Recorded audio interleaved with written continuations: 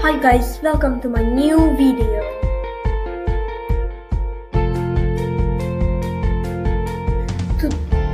Today our topic is types of triangles. There are 4 types of triangles, as you see here. Let me tell you some more information about triangles. As you can see here, an equilateral triangle, all sides and angles must be same. An isosceles triangle has one pair of sides and angles same. A scalene triangle has neither same angles nor sides. It means that it doesn't have any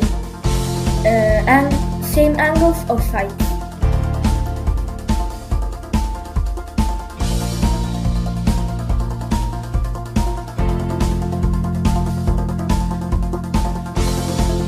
And at last, a right-angled triangle has one right angle in it.